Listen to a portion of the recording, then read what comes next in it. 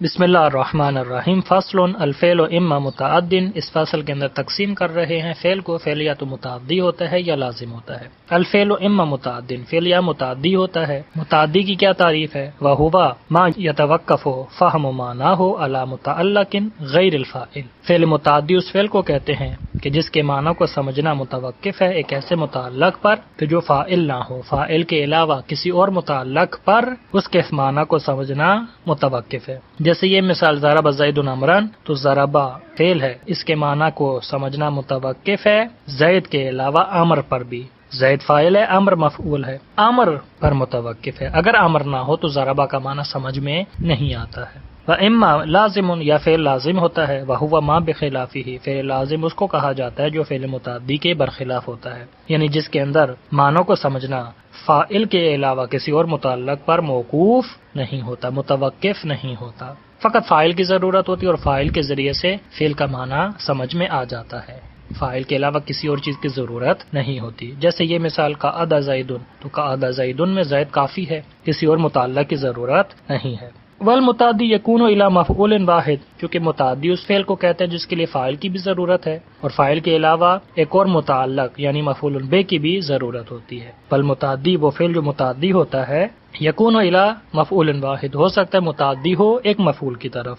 جیسے یہ مثال ضرب زید عمرا، تو ضربہ امرن کی طرف متعدی ہے، امر مفعول ہے، مفعول بہ، یعنی ضربہ کو فقط ایک مفعول کی ضرورت ہے۔ والی مفعولین، ہو سکتا ہے اس کو دو مفعولوں کی ضرورت ہو۔ جیسے یہ مثال آتا زید امرن درہمن، تو آتا زید امرن درہمن میں آتا زید، زید فاعل ہے، امرن درہمن، امرن مفعول اول ہے اور درہمن مفعول دوم ہے۔ ویجوز فیہ الاقتصار علی احد مفعولیہ، اور جائز ہے اس کے اندر، آتا کے اندر جائز ہے اختصار، کافی سمجھنا جائز ہے دو مفعولوں میں سے کسی ایک مفعول پر۔ ایک مفعول کو کافی سمجھنا جائز ہے، اکتفا کرنا ایک مفعول پر جائز ہے۔ جیسے آتیت زیدن، یہ بھی کہہ سکتے ہیں، وآتیت درہمن، یہ بھی کہہ سکتے ہیں۔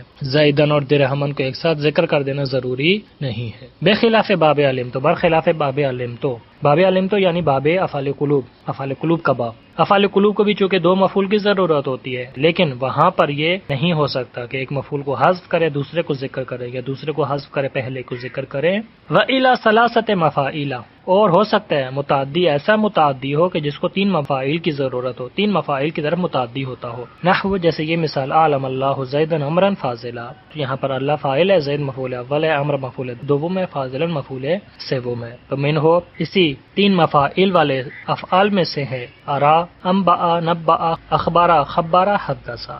وهذه الافعال السبعہ مفعولها الاول مع الاخیرین، ان سات افعال کے اندر جو تین مفعول کی طرف متعدی ہوتے ہیں، ان کا مفعول اول کا تعلق مع الاخیرین باقی دو مفعولوں کے ساتھ کمفعول آتیتو، باب آتیتو کے دو مفعول کی طرح ہے۔ فی جواز الاختصار علی احدہما، اس چیز میں کہ اکتفا کرنا جائز ہے ان دو مفاعیل میں سے کسی ایک مفعول پر۔ جیسے باب آتیتو میں مفعول اول کو ذکر کر دے، مفعول دوم کو حذف کر دے، مفعول دوم کو ذکر کر دے، مفعول اول کو حذف کر دے، جائز تھا۔ یہاں پر بھی مفعول اول کو ذکر کرے تو باقی دو مفعولوں کو حذف کر دیں، باقی دو مفعولوں کو ذکر کریں پہلے مفعول کو حذف کر دیں، جائز ہے۔ نحو، جیسے یہ مثال عالم اللہ زیدہ، تو پس باقی دو مفعولوں کو حذف کر دیا گیا ہے، امرا فاضلا کو حذف کر دیا گیا ہے، جائز ہے۔ والثانی مع الثالث، لیکن دوسرے مفعول کا تعلق مع الثالث تیسرے مفعول کے ساتھ کا مفعول علمتو، باب علمتو کے دو مفعول کی طرح ہے، اور وہاں پر یہ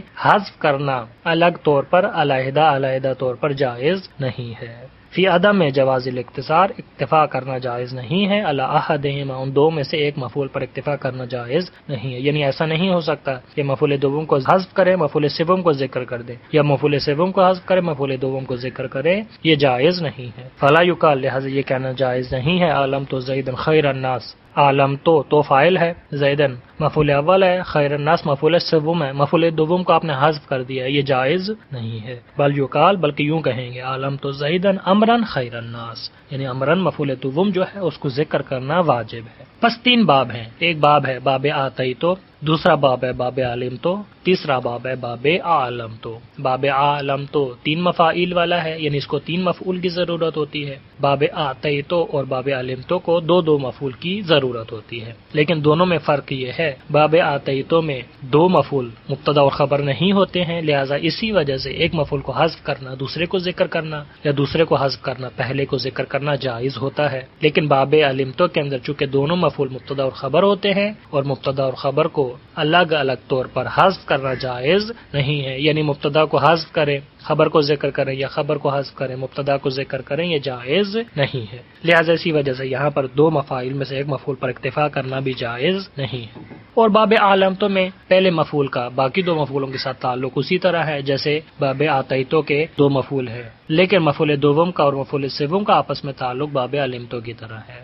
فصل دیگر افعال القلوب، افعال قلوب کے بارے میں، وہی سبعۃ، افعال قلوب 7 ہیں، علم تو، ظنن تو، حسب تو، خل تو، رائے تو، زعم تو، وجد تو۔ وہی تدخل علی المبتدا والخبر، یا افعال قلوب داخل ہوتے ہیں مبتدا اور خبر پر، فتنصبہما، لہذا نصب دیتے ہیں دونوں کو مبتدا اور خبر کو، علی المفعولیت، مفعولیت کی بنا پر، نحو علم تو زید فاضلہ، جیسے یہ مثال علم تو زید فاضلہ، زید مفعول اول، فاضلہ مفعول دوم جو پہلے مبتدا اور خبر تھے، فظنن تو امرن جاہلا، تو امرن مفعول اول ہے، عالمن مفعول دوم جو پہلے مبتدا اور خبر تھے۔ اب ان افعال کی خصوصیات کو بیان کر رہے ہیں۔ وعلم، جان لے، ان لہذہ الافعال خواص، ان افعال کی کچھ خصوصیات ہیں، منہا، ان خصوصیات میں سے ایک خصوصیت یہ ہے کہ اللہ یکتصر علی احد مفعولہا، ان خصوصیات میں سے ایک خصوصیت یہ ہے کہ اکتفا نہیں کیا جا سکتا افعال قلوب کے اندر 2 مفعولوں میں سے کسی ایک مفعول پر، اکتفا کرنا جائز نہیں ہے، بے خلاف باب آتیتو، جیسے کہ باب آتیتو میں بیان کیے کہ وہاں پر جائز ہے لیکن یہاں جائز نہیں ہے۔ فلا یقول، لہذا یہ نہیں کہہ سکتے آپ علم تو زیدن فاضلن، جو مفعول دوم تھا اس کو آپ نے حذف کر دیا ہے، فقط کہیں علم تو زیدن، یہ جائز نہیں ہے، علم تو زیدن فاضلن کہنا درست ہوگا۔ یہ پہلی خصوصیت۔ ومنہا، دوسری خصوصیت یہ ہے کہ جواز و الغائہا، ان افعال کو ملغا کر دینا جائز ہے، یعنی لفظی طور پر اور معنوی طور پر دونوں لحاظ سے عمل کو باطل کر دینا جائز ہے۔ اذا توسطت، جب افعال قلوب درمیان میں آ جائیں 2 مفاعیل کے، نحو، جیسے یہ مثال زید ظننت عالم، او تأخرت، یا آخر میں ہو اپنے مفاعیل سے، جیسے یہ مثال زید قائم ظننت، اگر ایسا ہو جائے تو لفظی طور پر اور معنوی طور پر دونوں لحاظ سے عمل کو باطل کر دینا جائز ہے۔ منہا، تیسری خصوصیت، یہ افعال قلوب معلق ہوتے ہیں، یعنی لفظی طور پر عمل نہیں کرتے لیکن معنوی طور پر عمل کر رہے ہوتے ہیں۔ اذا وقعت قبل الاستفہام، کہ جب یہ افعال قلوب واقع ہو جائیں استفہام سے پہلے، نحو، جیسے یہ مثال عالم تو زید عندک ام امر، تو عالم تو یہاں پر معلق ہے، وقبل النفی، اور نفی سے پہلے بھی اگر واقع ہو جائیں افعال قلوب تو معلق ہو جائیں گے، نحو علم تو ما زید فی الدار، تو علم تو ما نافیہ ہے، اس سے پہلے افعال قلوب ہیں لہذا زیدن پر عمل نہیں کر رہا، فدار پر عمل نہیں کر رہا۔ وقبل لام الابتدا، اور آخری صورت یہ ہے کہ جب لام ابتدا سے پہلے آ جائیں افعال قلوب تو معلق ہوں گے، جیسے یہ مثال علم تو اللہ زید منطلق، تو لام ابتدا ہے اور علم تو اس سے پہلے ہے لہذا یہ علم تو معلق ہے۔ فہیہ فی ہذہ المواضع، فہیہ یعنی یہ افعال قلوب ان مواضع میں، یہ جو 3 مواضع ہم نے ذکر کیے ہیں، حمزہ استفہام سے پہلے ہوں، نفی سے پہلے ہوں، لام ابتدا سے پہلے ہوں افعال قلوب، تو یہ افعال قلوب ان موارد میں، ان مواضع میں لا تعملو، لفظی طور پر عمل نہیں کرتے، وتعملو معنن، لیکن معنوی طور پر عمل کرتے ہیں، ولذالک سمیہ تعلیقا، اسی وجہ سے اس کو تعلیق کہا جاتا ہے، یعنی معلق ہے، نہ مکمل عمل کر رہا ہے اور نہ ہی مکمل عمل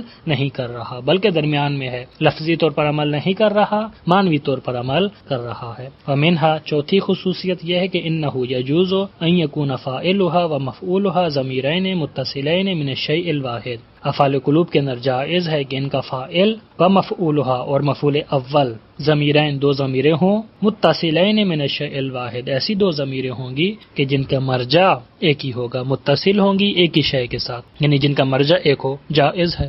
فقط افعال قلوب میں، باقی افعال میں اس طرح سے جائز نہیں ہے، جو کہ باقی افعال میں فاعل الگ ہوتا ہے، مفعول الگ ہوتا ہے، فاعل کا مرجع الگ ہوتا ہے، مفعول کا مرجع الگ ہوتا ہے اگر فاعل اور مفعول دونوں ضمیریں ہوں، لیکن یہاں پر فاعل کا مرجع بھی وہی ہوگا جو مفعول اول کا مرجع ہے، اور مفعول اول کا مرجع بھی وہی ہوگا جو فاعل کا مرجع ہے، جائز ہے۔ مثال علمتنی منطلقا وظننتک فاضلا، علم تو متکلم کی ضمیر ہے، نون وقایہ ہے، یا بھی متکلم کے لیے ہے، تو فاعل ہے یا مفعول اول ہے۔ ظننتا، تا مخاطب کے لیے ہے، کاف بھی مخاطب کے لیے ہے، تا فاعل ہے، کاف مفعول اول ہے، بس جائز ہے۔ تو یہاں پر دیکھ کے فاعل اور مفعول اول دونوں کا مرجع ایک ہی ہے۔ وَعَلَمْ جان لے انہ قد یکون ظننت بمعنی اتہمت وعلمت بمعنی عرفت ورأیت بمعنی ابصرت ووجدت بمعنی اصبت ضالۃ فتنصب مفعولا واحدا۔ افعال قلوب میں سے کچھ افعال ایسے ہیں کہ جو افعال قلوب کا جو معنی ہے اس کے لیے بھی استعمال ہوتے ہیں، اور ان کا الگ ایک اور معنی بھی ہے۔ مثلا ظننتو کے دو معنی ہیں، ظننتو گمان کے لیے بھی آتا ہے، ظننتو تہمت کے لیے بھی آتا ہے۔ علمتو کی بھی دو معنی ہے، علمتو یقین کے لیے بھی آتا ہے اور علمتو عرفتو کے معنی کے لیے بھی آتا ہے۔ رأیتو یقین کے لیے بھی آتا ہے، ابصرتو آنکھوں سے دیکھنے کے لیے بھی آتا ہے، وجدتو یقین کے لیے آتا ہے، اور اصبت الضالۃ گم شدہ چیز کو پا لینا، حاصل کر لینے کے لیے بھی آتا ہے۔ پس اگر یہ ظننتو، علمتو، رأیتو، وجدتو اگر اسی گمان و یقین کے معنی میں ہوں تو یہ افعال قلوب میں سے ہیں، ان کو دو مفعول کی ضرورت ہے۔ لیکن اگر یہ ظننتو تہمت کے معنی میں آ جائے، علمتو عرفتو کے معنی میں آ جائے، رأیتو ابصرتو کے معنی میں آ جائے، وجدتو اصبتو کے معنی میں آ جائے، فتنصب لہذا یہ چاروں مفعولا واحدا فقط نصب دیں گے مفعول واحد کو، فقط ایک مفعول کو فقط۔ فلا تکون حینئذ من افعال القلوب، تو اس صورت میں یہ افعال قلوب میں سے شمار نہیں ہوں گے۔ فصل فصل دیگر افعال ناقصہ کے بارے میں ہے۔ سب سے پہلے تعریف، افعال وضعت لتقریر الفاعل علی صفت غیر صفت مصدرها۔ افعال ناقصہ ان افعال کو کہا جاتا ہے کہ جن کو وضع کیا گیا ہے تاکہ یہ فاعل کے لیے ثابت کریں علی صفت ایک صفت کو، غیر صفت مصدرها اپنے مصدر کی صفت کے علاوہ کسی اور صفت کو فاعل کے لیے ثابت کرتے ہیں۔ کیونکہ باقی جتنے بھی افعال ہیں وہ سب کے سب اپنے مصدر والی صفت کو ثابت کرتے ہیں فاعل کے لیے۔ جیسے ضرب زیدن، تو ضرب زید کے لیے ضرب ثابت کر رہا ہے، تو ضرب کا مصدر ضرب ہے، اسی ضرب کو ثابت کر رہا ہے۔ لیکن افعال ناقصہ ایسا نہیں کرتے۔ وہی وہ کون کون سے افعال ناقصہ؟ کان، صار، اصبح، امسا الی آخرہ۔ چونکہ اس کو پہلے بیان کر چکے ہیں لہٰذا وہاں رجوع کریں، یہاں پر مکمل ذکر نہیں کیے ہیں۔ وتدخل علی الجملۃ الاسمیۃ، یہ داخل ہوتے ہیں افعال ناقصہ جملہ اسمیہ پر یعنی مبتدا و خبر پر، وجہ لافادۃ نسبتها حکم معناها، تاکہ جملہ اسمیہ کی نسبت کو فائدہ دے سکیں، حکم معناها اپنے معنی کا حکم، یعنی جملہ اسمیہ کی جو اندر نسبت موجود ہے اس نسبت کو ختم کر دیں اور اس نسبت کے اندر اپنے معنی کا جو حکم ہے اس کو کیا کر سکیں؟ جاری کر سکیں۔ ترفع الاول، یہ اول کو یعنی مبتدا کو رفع دیتے ہیں، وتنصب الثانی، ثانی یعنی خبر کو نصب دیتے ہیں۔ فتقول، جیسے آپ کہیں گے کانا زید قائما، وکانا تکون علی ثلاثۃ اقسام، کانا کی تین قسمیں ہیں ناقصہ۔ پہلی قسم ناقصہ ہے، ناقصہ کا معنی وہی تدل علی ثبوت خبرها لفاعلها فی الماضی، ناقصہ دلالت کرتا ہے علی ثبوت خبرها کہ ان کی خبر ثابت ہے لفاعلها ان کے فاعل کے لیے، فی الماضی ماضی میں، اما دائما ہو سکتا ہے یہ دائمی ہو، جیسے یہ مثال کان اللہ علیما حکیما، تو خبر ثابت ہے فاعل کے لیے، فاعل سے مراد اسم کے لیے فی الماضی ماضی میں، اور خبر کا ثابت ہونا دائمی ہے۔ او منقطع، اور ہو سکتا ہے کہ منقطع ہو یعنی ختم ہو جائے بعد میں، نحو جیسے کانا زید شابا، زید جوان تھا، تو جوان تھا ابھی جوان نہیں ہے، ابھی بوڑھا ہو چکا ہے۔ وتامۃ، دوسری قسم تامہ ہے، وہی بمعنی ثبت و حصل، کانا تامہ اس وقت ہوگا کہ جب اس کے اندر ثبت کا معنی ہو یا حصل کا معنی ہو، نحو جیسے یہ مثال کان القتال، تو کانے کے اندر اے حصل القتال، حصل کا معنی ہے لہذا تامہ ہے تو لہذا اس کو فاعل کی ضرورت ہے، اسم و خبر کی ضرورت نہیں ہے۔ وزائدۃ، تیسری قسم زائدہ ہے، وہی لا یتغیر بہ المعنی، زائدہ اس کانوں کو کہتے ہیں کہ جس کی وجہ سے معنی میں کوئی تبدیلی ایجاد نہیں ہوتی ہے، کقول شاعر، جیسے شاعر کا یہ شعر، جیاد بنی ابی بکر تسامہ علی کان المصومۃ الاعراب، تو یہاں پر کانا زائدہ ہے اور اس کا اپنا کوئی معنی بھی نہیں ہے، اگر کانوں کو حذف کر دیں تو معنی میں کوئی خلل ایجاد نہیں ہوگا۔ علی کان المصومۃ الاعراب اصل میں ہے اے علی المصومۃ، کانا زائد ہے۔ وسارا للانتقال، سارا انتقال کے لیے آتا ہے، نحو سارا زید غنیہ، زید غنی ہو گیا ہے، چونکہ زید پہلے غریب تھا یا محتاج تھا، اب غنی ہو چکا ہے۔ واصبح وامسا وازا، یہ جو تینوں ہیں تدلو دلالت کرتے ہیں اعلی اقتران معنی الجملۃ کہ معنی جملہ ملا ہوا ہے بتلک الاوقات، انہی اوقات کے ساتھ، نحو جیسے یہ مثال اصبح زید ذاکرا، اے کانا ذاکرا فی وقت الصبح، اصبح زید ذاکرا کا کیا معنی ہے؟ اے یعنی کانا ذاکرا کہ زید ذاکر ہو چکا ہے، ذکر کرنے والا بن چکا ہے، فی وقت الصبح، صبح کے وقت میں۔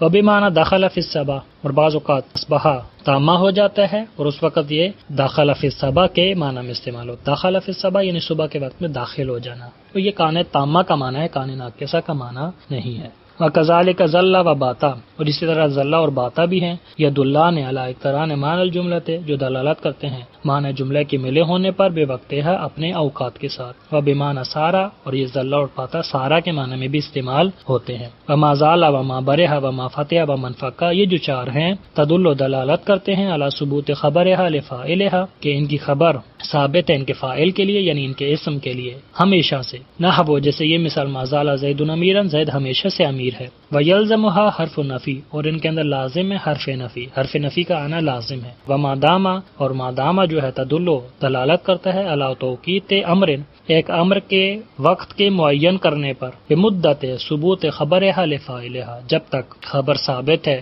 فاعل اسم کے لیے، جتنی مدت خبر فاعل کے لیے ثابت ہے اتنی مدت کسی امر کے وقت کو معین کرتا ہے یہ مادامہ۔ جیسے مثال نحو اقومو، میں کھڑا رہوں گا، مادام الامیر جالسا، جب تک امیر بیٹھا ہے، تو مادامہ اقومو کے وقت کو معین کر رہا ہے، کتنا وقت؟ جب تک امیر جالس ہے۔ لیسا، آخری فعل لیسا ہے، تدل علی نفی معنی الجملۃ حالا، یہ جملے کے معنی کی نفی پر دلالت کرتا ہے حالا، حال میں۔ وکیلا، بعض نے کہا ہے مطلقاً، یعنی حال کی نفی بھی کر سکتا ہے، ماضی کی بھی نفی کر سکتا ہے اور مستقبل کی نفی بھی کر سکتا ہے، فقط حال کی نفی نہیں کرتا ہے۔ نحو، جیسے یہ مثال لیس زید قائما، اگر ہم قول اول کو قبول کریں معنی کریں گے زید ابھی کھڑا نہیں ہے، لیکن اگر دوسرے قول کو مراد لیں تو زید کھڑا نہیں ہے، ہو سکتا ہے ماضی میں کھڑا نہیں تھا، یا ابھی کھڑا نہیں ہے، یا بعد میں کھڑا نہیں ہوگا، مطلقاً نفی کر رہا ہے۔ وقد عرفت بقیت احکامها، آپ پہچان چکے ہیں باقی احکام اس کے، ان افعال ناقصہ کے، فی القسم الاول، قسم اول میں، فلا نعیدها، لہذا ان کو اعادہ نہیں کریں گے۔ لہذا افعال ناقصہ کی یہ جو بات یہاں پر جو کی ہے اور پہلے جو کر چکے ہیں، دونوں کو اکٹھا کریں گے تو ایک مکمل اور جامع باس ہمارے ہاتھ میں آ جائے گی۔ وصلی اللہ علی محمد وآلہ الطیبین الطاہرین المعصومین۔